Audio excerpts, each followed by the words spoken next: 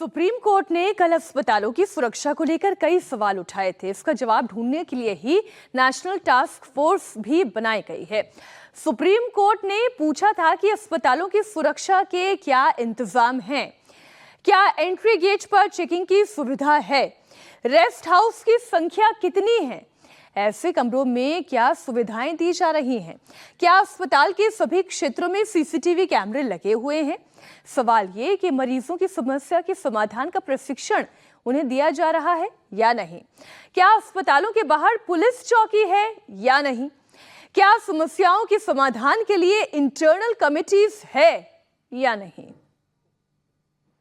Bathrooms वही mails females के एक बाथरूम्स हैं एंड ये कॉमन प्रॉब्लम है सभी स्टाफ के लिए, डॉक्टर्स के लिए, पैरामेडिक्स के लिए, स्टाफ के लिए कि वो कॉमन बाथरूम्स होते हैं। पेशेंट्स के लिए अलग हैं वार्ड्स में, वो तो पेशेंट्स जानते हैं कैसे होते हैं। हमारे डॉक्टर्स बहुत अच्छी हालत में नहीं होते। इशू आता है नाइट ड्यूटीज़ के टाइम पे, क्योंकि यहाँ की स्ट्रीट्स जो हैं सारी कॉरिडोर्स हैं बहुत ही डिमली लिट हैं, कोई गार्ड्स नहीं होते हर जगह पे। तो हमें जब रात को आते हैं, आज तक हम इतना डरते भी नहीं थे बट अब हमें डर लग रहा है कि निकलते वक्त, उन्हीं सेम स्ट्रीट से निकलते वक्त डर लगता है, क्योंकि पेशेंट्स कोई रोक टोक नहीं है किसी के भी आने पर। सब पेशेंट्स, सब अटेंडेंट्स, सब कॉरिडोर्स में सड़कों पर ही सो रहे होते हैं रात के टाइम पर, जो भी वेटिंग में होते हैं या जिन्हें अगले दिन ओपीडी में दिखाना है। तो ऐसे में कोई सिक्योरिटी नहीं है। गार्ड वो यूजुअली अनआर्म्ड होते हैं और उनकी मोस्टली एज्ड होते हैं, रिटायर्ड होते हैं। तो ऐसे में उनसे भी हम एक्सपेक्ट नहीं कर सकते कि वो एक गार्ड हमें 10 या 15 अटेंडेंट से सेव कर पाएगा। ठीक है, उसमें हमें हम अपने कलीग्स को बुलाते हैं या जो भी है, पर वो गार्ड हमें नहीं सेव कर सकता।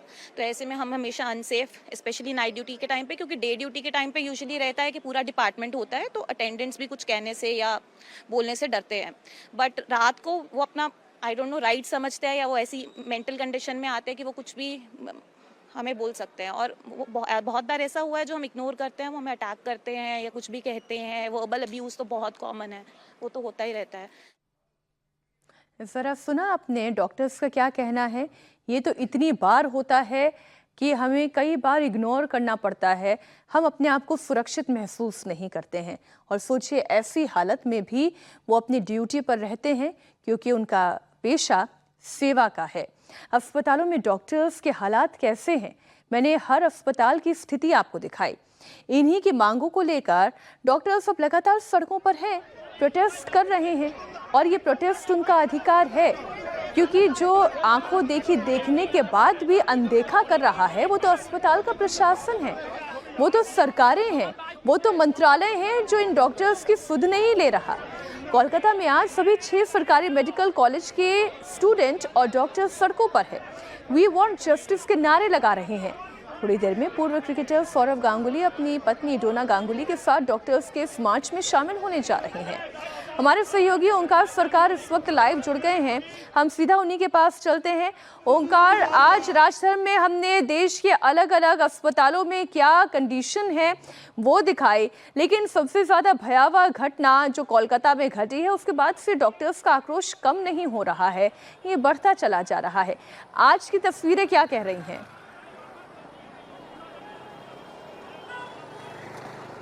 आज जैसे कि देखा गया है आरजीकर मेडिकल कॉलेज और कोलकाता में जो 5 मेडिकल कॉलेज और भी है, वो सभी छात्रों ने आज स्वास्थ्य भवन पर जो देखा गया है कि एजिटेशन कर रहे हैं। वो लोग सीजीओ कॉम्प्लेक्स से यानी कि सीबीआई दफ्तर से होते हुए सीधा स्वास्थ्य भवन पे पहुंचे और स्वास्थ्य भवन के रास्ते के ऊपर सब कोई बैठ के प्रदर्शन करने लगे।